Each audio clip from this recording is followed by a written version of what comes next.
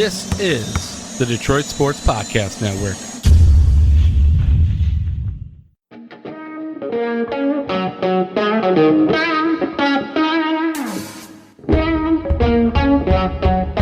The biggest icon in podcasting.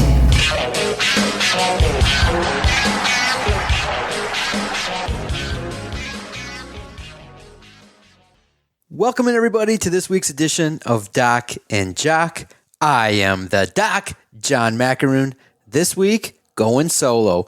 My guy, Adam, the Jock Strozinski, enjoying a vacation. Rare time off, getting an opportunity for him to enjoy some time off with his significant other. So I'm riding solo this week, going to recap a little bit of everything that has been going on with the Detroit Lions and discussing my excitement for one of the first opportunities I'm going to have to travel. Hopefully, the opportunity is going to present itself for me to go to the Lions game against Kansas City on the road at Arrowhead. I'm excited. I'm going to share my thoughts on how I'm going to do this because it is the first time I'm planning something like this, and it's going to be a fun adventure. I'm going to talk about my concerns about how I'm going to travel to get there, being that recently, every time I talk about airplanes and talk about my concerns with flying, people come and tell me their crazy stories. So I'm going to share a couple crazy things about planes that I've heard over the past couple days. But jumping into Lions training camp, it's been real interesting to see and observe the Detroit Lions day in, day out. It just has been such an exciting atmosphere at Allen Park. And first and foremost, Dan Campbell's training camp flyby, just based on the fact that there's some walkthroughs, player day off, that doesn't make it so that the media's burnt out. You're there a couple days and you get a day off to kind of recoup and kind of refresh and reflect on everything that's going on. So Dan Campbell, kudos to you. I think your training camp not only benefits your players, but it benefits the media as well that's covering and going down there day in and day out. And we've had an opportunity now to see Teddy Bridgewater out there on the field, talking to him. His laid-back demeanor, his presence out there on the football field has been real interesting as he's now starting to get his feet wet, playing with the Lions, getting out there, taking reps in joint practices. It was real interesting now to have a couple conversations with him. We'll talk about his presence, but man, you can't talk about the Lions without talking about some injuries.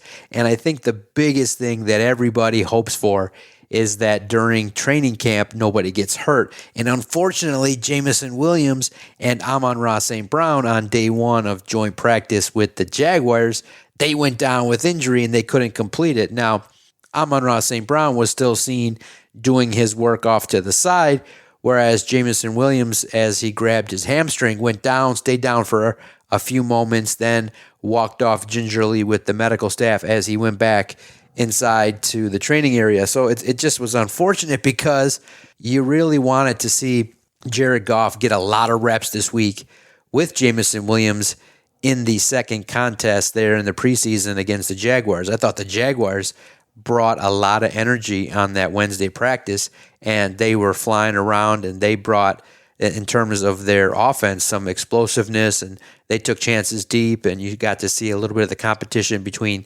C.J. Gardner-Johnson and Calvin Ridley. Two guys from Florida, SEC battles. They renewed it. They have a mutual respect for each other, and it was just really crazy to see the back and forth, the trash talking that C.J. is willing to do with anybody, and then Calvin Ridley trying to make it so that, he's not going to allow somebody to just continue to trash talk him without getting a modicum of revenge. And so Ridley and C.J. Gardner-Johnson battling on day one of joint practice was real interesting.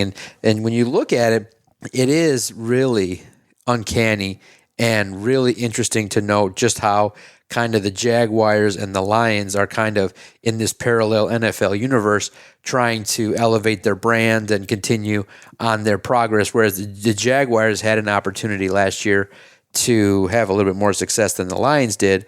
But now you look at it with the Lions upgrading their defense and bringing in the likes of a C.J. Gardner-Johnson, you see a defensive swagger with the Lions where they're chirping, They're making plays. Gardner Johnson just wants to hit people, as does Brian Branch.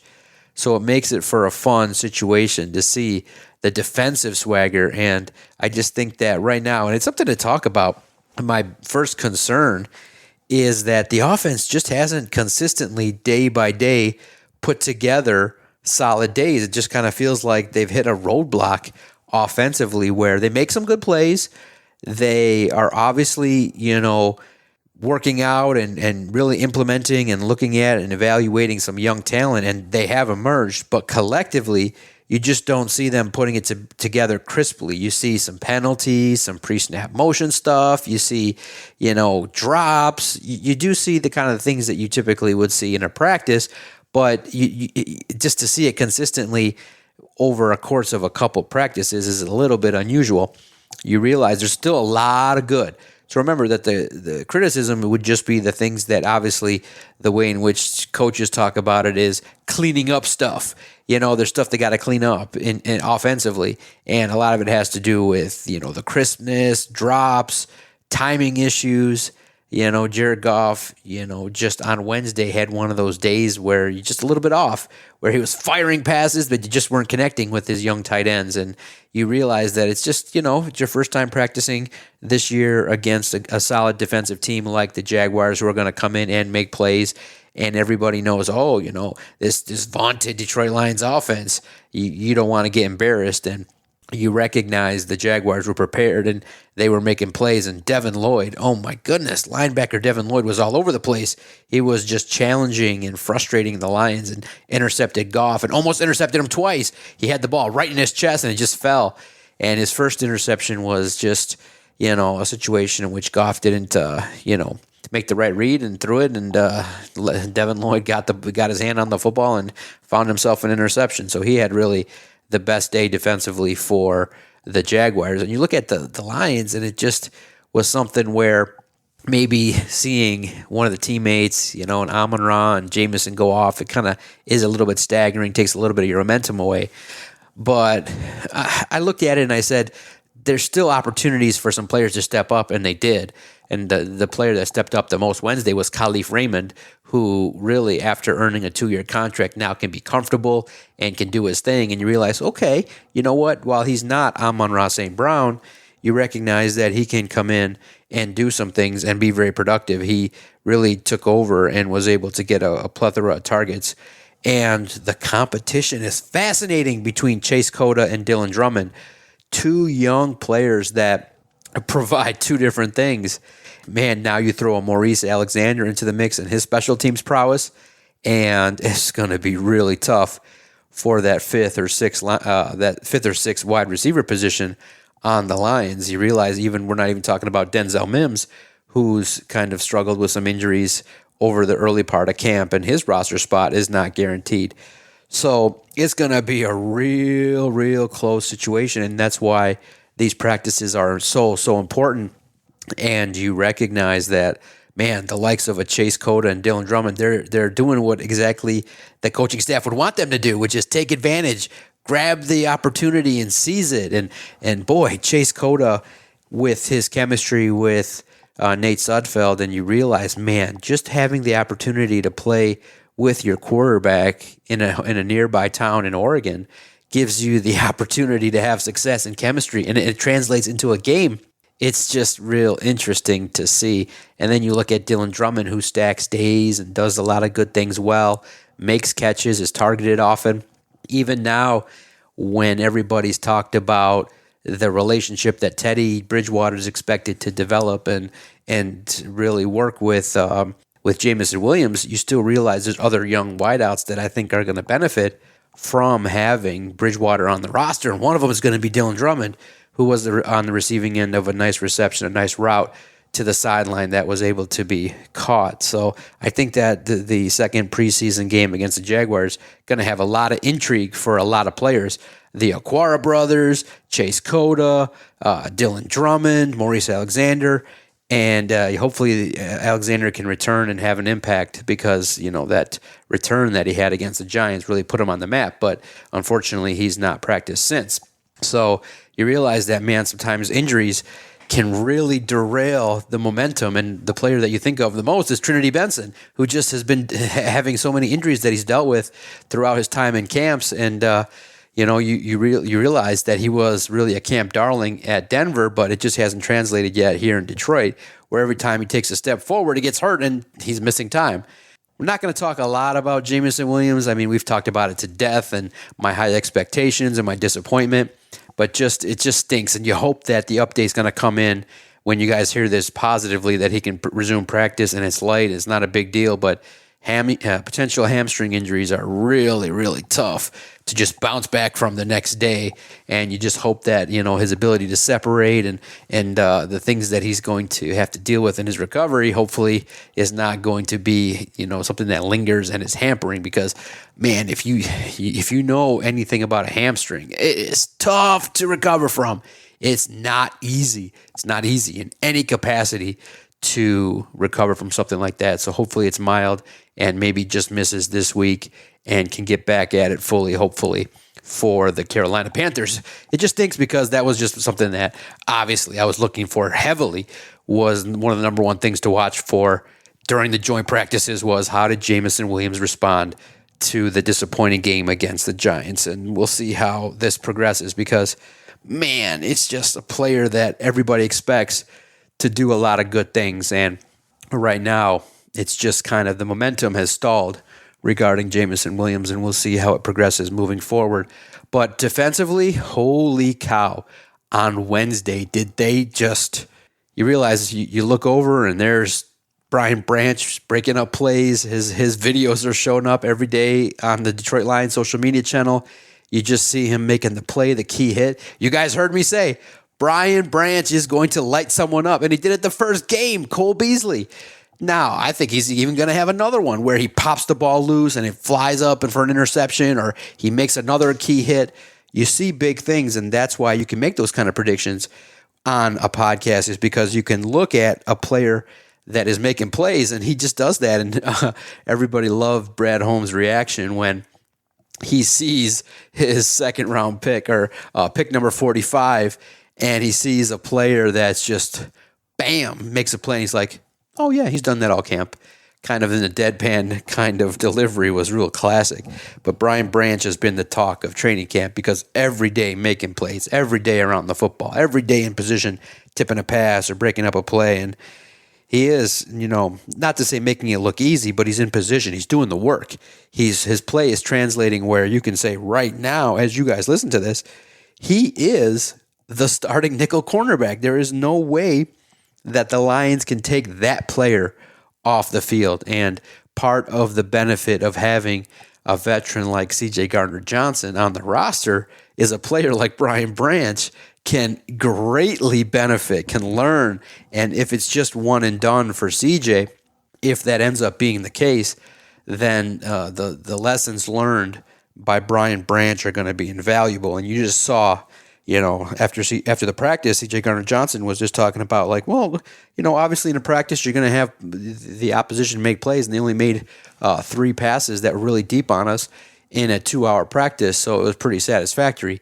And you saw the likes of Malcolm Rodriguez, Aiden Hutchinson, the defensive line making plays, and the depth along the defensive line, and when you really look at the roster and the secondary, when you push back a Tracy Walker potentially to be on the second unit, oh my goodness, with starters being C.J. Gardner-Johnson and Kirby Joseph with Brian Branch in the slot, and you put, Tracy Walker coming in off the bench for, an opportunity to give those guys a spell, now you're talking business. That's how you build a good football team, is when guys that maybe are really suited for a little bit less playing time, like a Tracy Walker coming off of an injury, take a little bit of a backseat to individuals that are just a little bit more talented, a little bit more experienced in making big plays. And so, not to say that Tracy Walker can't make big plays. Oh, yeah, he can. And he'll look at that as a challenge to get as many reps as possible as he recovers. And we're not even talking about, probably the biggest concern that I have right now is that people have talked about it in regards to, Brad Holmes kind of targeting injured players this year, obviously with the quarterback and Hendon Hooker, who was getting a redshirt year last year.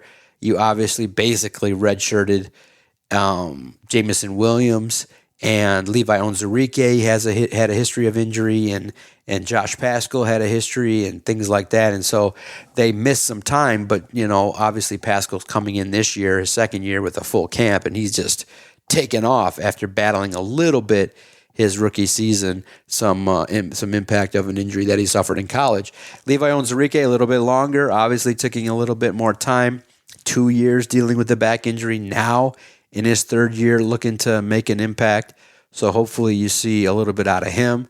But something that Dan Campbell said that kind of is a little bit concerning is Emmanuel Moseley. It's still going to take a lot more time, and it kind of has the feel of the first week not being there. And you wouldn't think that Emmanuel Moseley just going to come in off a week of practice and then show up and start against the Kansas City Chiefs.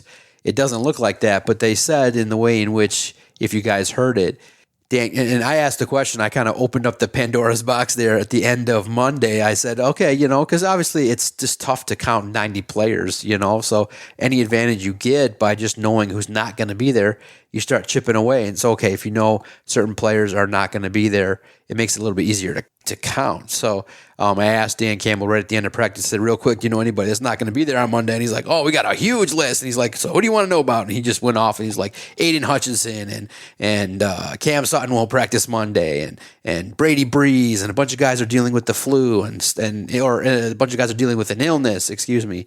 And it was like, oops, maybe I shouldn't have asked that question, but at least it gave us an understanding that there was something going around, a bug going around. But then he opened it up and said, okay, who do you guys want to know about? And people asked about Denzel Mims. They asked about other players that were injured. And then somebody asked about Emmanuel Moseley.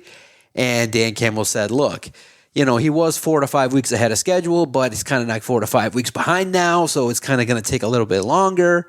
So right now, the way in which I read that, reading between the tea leaves, is that Emmanuel Moseley's not going to be there to start the year. And I get it. It's a guy returning from a significant injury, and you just can never know how an injury like an ACL is going to take, and how you got to deal with it all and all that kind of stuff. And his trajectory and everybody's different. And then obviously the good reporting done by the Free Press in regards to finding out that he had a second surgery. So, man, it's just a little bit tough, because could you imagine now if, Moseley comes in and he can provide a spell to Jerry Jacobs from time to time, or maybe even have that. I would have loved to have seen that competition between Jerry Jacobs and Emmanuel Moseley. And that's something that Chris Spielman said when he took to the alternate broadcast, which was great. I hope you check out All Lions. We have highlights of the Lions alternate broadcast, which featured so many great guests like Stacey Dales, Dave Burkett on the Free Press, Glover Quinn, Jalen Rose, Kirk Gibson, Brad Holmes. And to finish it, it was, the finale, one of the really, I think, great football minds in Chris Spielman, a former broadcaster who really is the heart and soul, really, of a Lions fan base that really understands the culture. And he said that what he thought early on in his first year, and looking at this rebuild, that first year, there wasn't just a lot of competition at certain spots where certain guys knew, okay, you are just the far and away better defender to be in this defense, and it just wasn't good enough. And now with the opportunities that are there to upgrade the roster, like we said, you could have had the situation played out properly. You could have had a competition between Emmanuel Moseley and Jerry Jacobs to play alongside Cam Sutton. And that would have been great. And what was really solid in what Chris Spielman was talking about was, we got competition at so many spots. We got 3 great linebackers making it real tough, and Derek Barnes and Jack Campbell and Malcolm Rodriguez really all trying to make plays so that they can play alongside Alex Anzalone. And it's just been real great to see the competition there. You got the competition at safety and the defensive backs with Will Harris making some plays and keep fighting for his opportunities. You got these young guys like Savion Smith and Ifeatu Melifonwu, and you got this great level of competition, and you got a young cat that was drafted in Brian Branch that has the kind of instinct and awareness.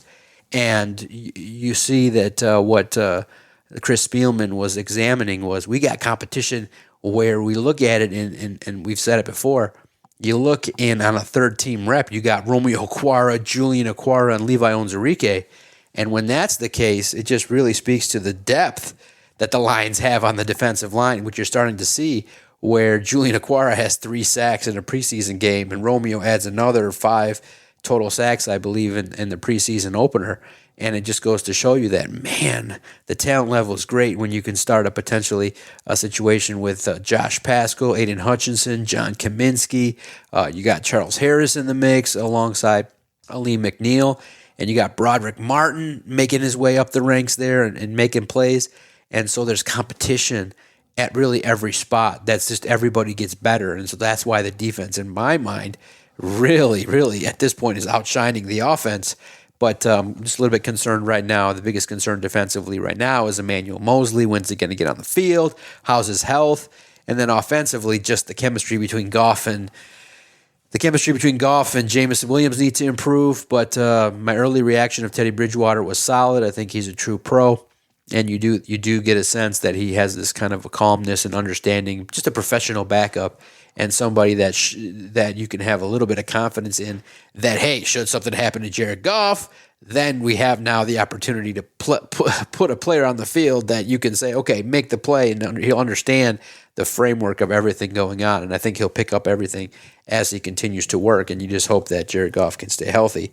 So as training camp goes on, this is what we're going to observe is the development and some of the key position battles, especially at the third running back spot, who's going to play alongside Alexander Saloni, the development of the rookies. So much good stuff, and I appreciate you guys downloading all the podcasts at All Lions, listening to the Detroit Sports Podcast, all the interview requests that we're getting to talk about the Lions. Man, it's been great to be part of the media community and just put my stuff out there, ask the questions, and to be somebody that now kind of has found a little bit of his groove and his footing day in, day out of how to operate and how to handle the content requests and media requests and being out there and just really just trying to gather as much information. And what I've really enjoyed that now is also added to the toolbox is being able to talk to, in these joint practices, the other team. I never have talked to a lot of other players from the opposing teams. Last year did a little bit with Marvin Jones when I walked into the other locker room when he was here visiting as a Jaguar. I walked in and talked to Marvin directly, and he answered my questions. But being able to talk to Deonte Banks of the Giants was cool. He was definitely just, I walk up and I say, hey, I'm with Detroit Media, and I got a question, and they answer it. And today I had an opportunity to talk to Jamal Agnew, who felt the brunt of the hit by C.J. Gardner-Johnson, and he talked about just how solid it is for Detroit to have a good player like that. So players respect other players, and you get a sense that those that are coming to Allen Park have a tremendous amount of respect for Dan Campbell and the Lions, which they should. Even so much now to the point that I have so much respect for the Lions that I am planning the trip to Kansas City. And this is how I'm doing it. So I looked at obviously you do your due diligence and you explore every single option. Now, typically I don't like to travel. I have a young family. I have other obligations too, besides covering the Lions that keeps me local. But I definitely was intrigued when the schedule came out and it was announced that it was going to be the Lions and the Chiefs at Arrowhead. And the eyes of the NFL world are going to be on that football game on Thursday, September 7th.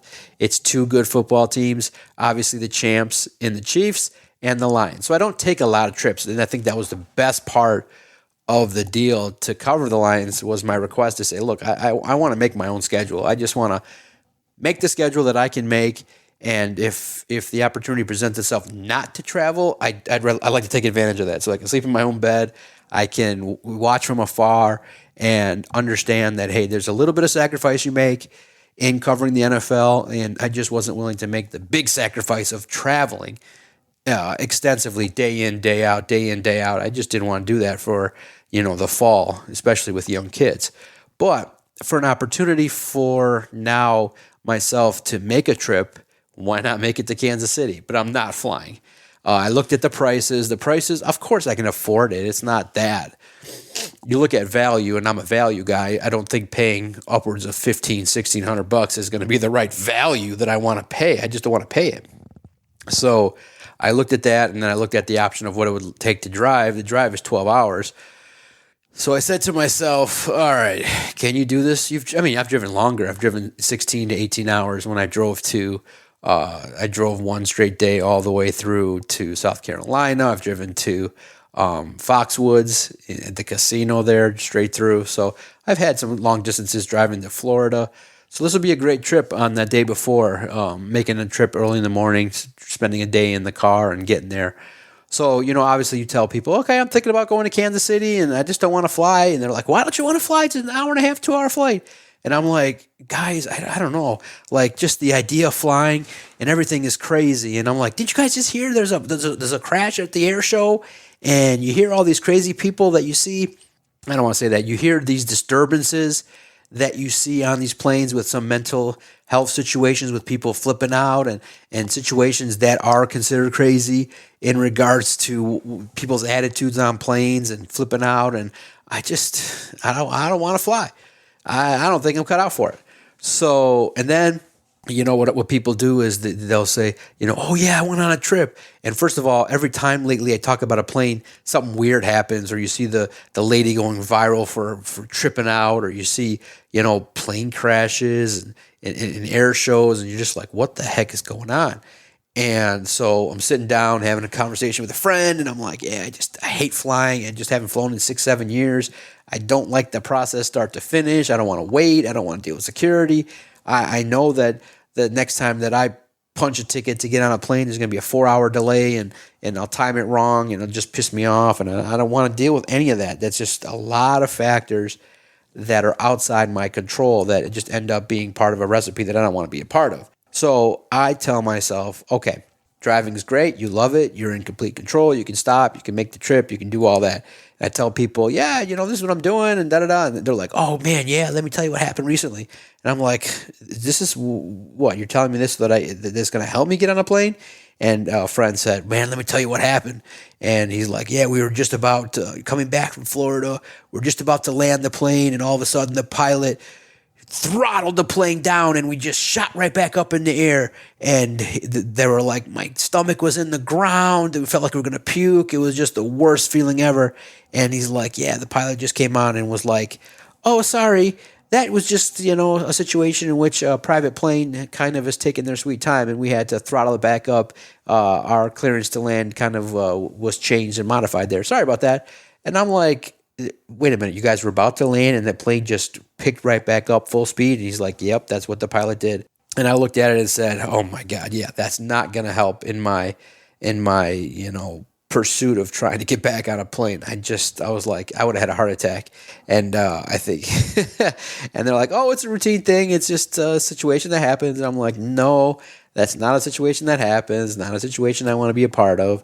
Not a situation that is going to make travel all that pleasant. So that's not what I'll be doing. I'm going to make the trip, hopefully get a chance to document it, and hopefully it's going to be a fruitful trip. We'll come back that Friday, and the 6th, 7th, 8th, 9th, hopefully the opportunity will present itself to be able to cover a football team that wins to start the year 1-0, which I think would shock the world and put everybody in a great mood. So I'm hoping it happens. I'm hoping to be able to get to another NFL stadium, get to Arrowhead, celebrate the Lions and everything that goes on, and hopefully the opportunity presents itself for more trips. But right now, the trips will be few and far between, but the first one this year will be the Lions and the Chiefs, and I'll be in attendance. It's going to be great. Hopefully a great road trip. Thanks, everybody, for listening to this week's podcast, Doc and Jock. Adam hopefully returns next week. We'll coordinate our schedules, and we'll get it back and bumping as we break down the Lions' second preseason game, all the highlights, analysis, opinions of everything that takes place, the rookie reports, the stock watch, all that good stuff. You can find it all Lions by visiting si.com/NFL/Lions. Anywhere you listen to your favorite broadcast, just type in Detroit Sports Podcast, and our audio content will find you. Find me on Twitter at Detroit Podcast. Hit us up. You'll see us in videos. You'll see us in giving opinions, covering the Lions, covering all things Detroit sports here and there. But right now, the focus in training camp is the Lions. and we'll talk about other things with Adam, with the trade, with the Red Wings and the Tigers and what they've been able to do, and Spencer Torkelson and Spencer recording now over 20 home runs this year. What does that mean? All that good stuff we'll have an opportunity to talk about in the future. I'm the Doc, John McEnroe. Thanks for giving me your half hour. I appreciate it. Hopefully that you've enjoyed this opportunity to listen, and hopefully we're able to entertain and give you some insights and some inside analysis from what our coverage is inside Allen Park. Thanks, everybody. Appreciate your time. Can't wait to fire up the microphone again for the next edition of Doc and Jock.